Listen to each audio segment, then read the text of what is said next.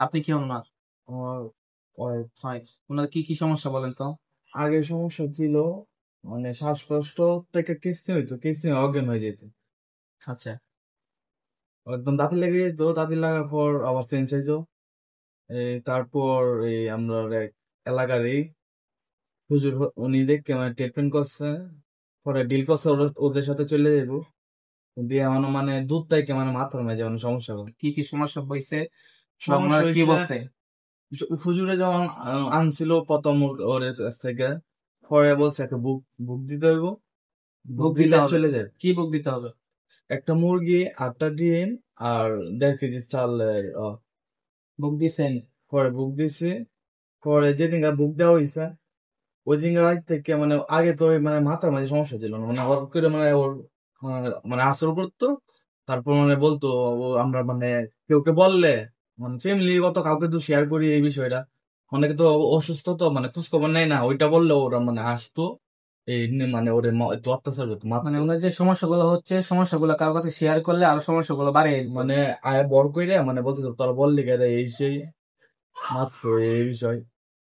আর কে বলে বলতে আবার আমরা তো বলতাম আপনারা হুজুরের সাথে কথা হয়েছে আপনারা চলে যাবেন, তো আমরা কে পাঠানো হয় এই বিষয়, মানে একবার একটা ধরনের কথা একবার বলে। এক কথা বলেন। একবার মানে আদাব দেয়, আরেকবার সালাম দেয়, একবার ধরো হুজুর কয়জন দেখাইছেন? কবিরাজ একজন গেছে।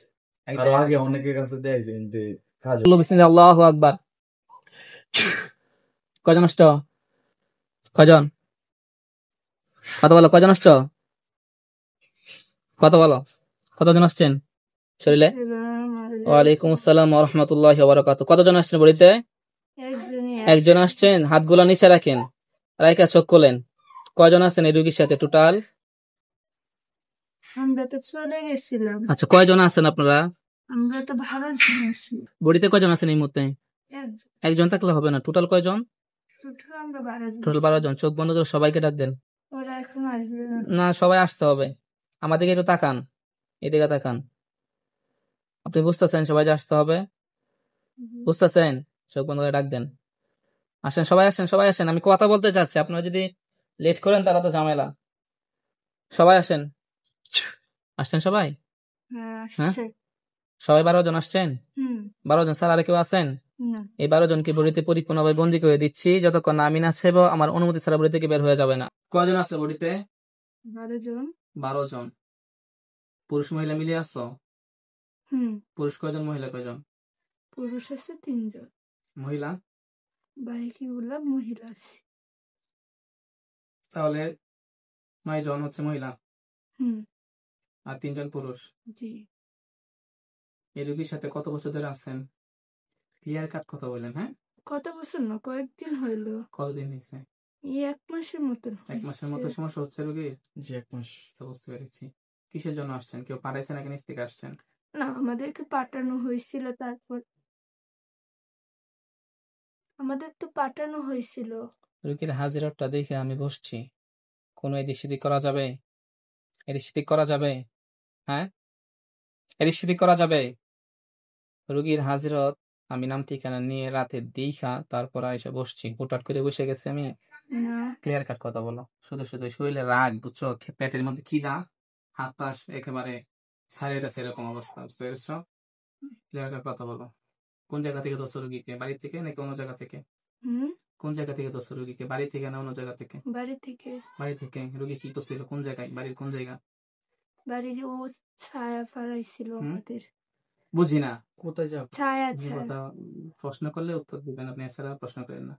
বাড়ির কোন জায়গা? কোন জায়গা? বাড়ির একটা জায়গা আছে না? বাড়ির ঘরের ভিতরে না বাহিরে, নাকি খালে বিলে নদী নালে? কোথায় থেকে ধরছো?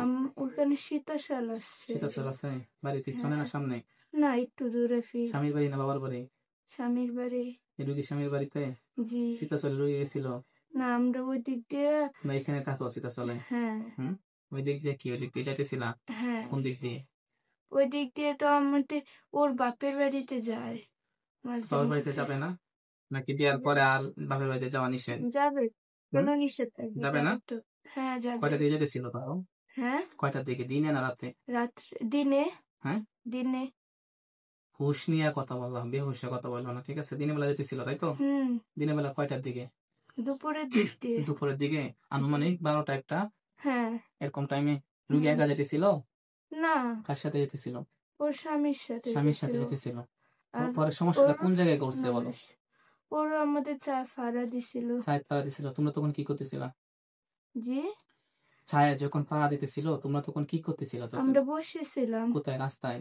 হুম। হ্যাঁ, এ রাস্তার ওপাশে আমাদের চা তো অনেক দূরে ফিল যায় না। অনেক দূরে যাই। হুম। হুম, বুঝে শুনে বললে কিন্তু কথার মার ফেসে পারবা না। আমার মায়ের ফেসে ফেলাইতে পারবো না, কিন্তু তোমরা কিন্তু হইরো না, বুঝছো?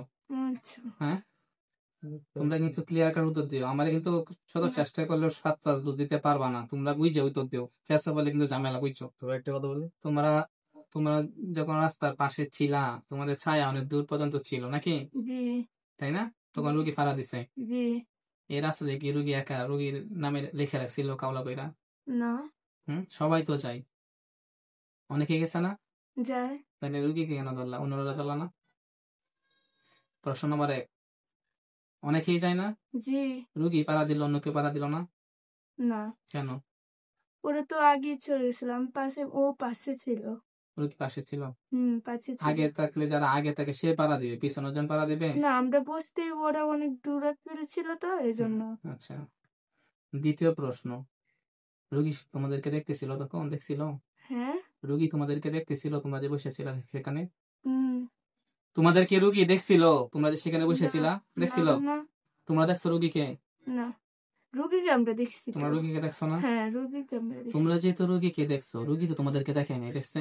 না, তো পাড়া যে দিছে সে দেখে দিছে না, না দেখে দিছে? না দেখে দিচ্ছে। না দেখে দিছে। তোমরা রুগীকে দেখছো? জি, হুম, যখন রুগী আসতেছিল তোমরা তখন চলে গেলা না কেন? আমরা বসেছিলাম আরামের জন্য, ও ফার্মাসি আর আর- ওদের আরামের জায়গা কি রাস্তার মধ্যে?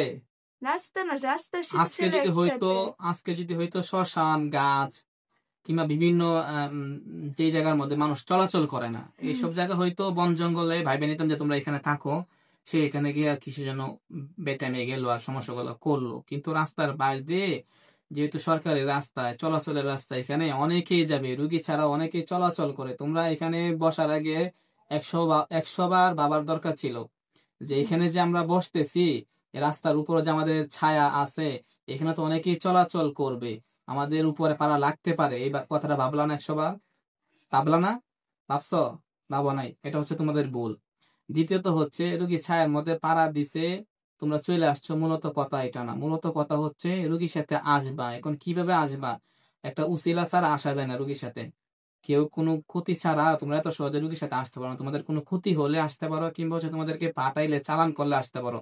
এই দুইটা পন্থা লাগে আসার জন্য। একটা মানুষের সাথে আসতে গেলে কোনো একটা উসিলা লাগে, কিংবা তোমাদের একটু না একটু ক্ষতি করতে হবে, কিংবা কেউ তোমাদেরকে জোর করে যদি পাঠায় জাদুর মাধ্যমে। হ্যাঁ, এখন ক্ষতি সে কিভাবে করবে সেটা তোমাদের তো দেখতে পাই নাই। তোমরা এখানে বসেছিলা প্ল্যান করে যে রুগী পাড়া দিবে আর এই উসিলায় রুগীর সাথে আসবে। মূল কথা শেষ হয়েছে? জি। আর কোনো কথা আছে এখানে? না, তোমার হচ্ছে 100 কথা বললে আমি বিশ্বাস করবো না, বুঝতে পেরেছো? ভাই এটা মানে আমার ময়মনসিংহ হাসপাতাল সব মানে আমার মানে 60-70 এটা মানে মানে অনেক নষ্ট করে ফেলছে, অনেকটা তো দেখাইছেন। অনেকটা নষ্ট করে মানে ময়মনসিংহ 70,000 টাকা মানে এই 10 দিনের ভিতরে মানে 60,000 টাকা চলে গেছে।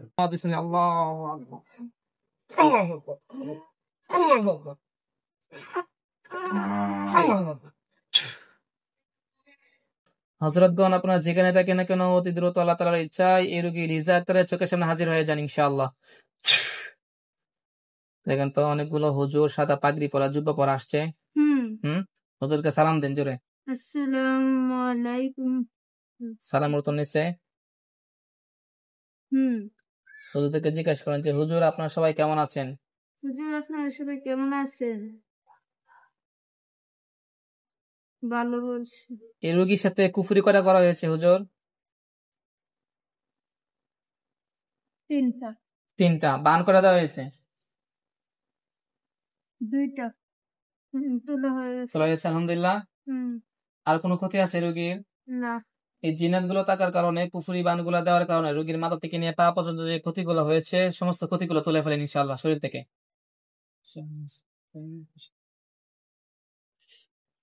তোলা হয়েছে, আলহামদুলিল্লাহ।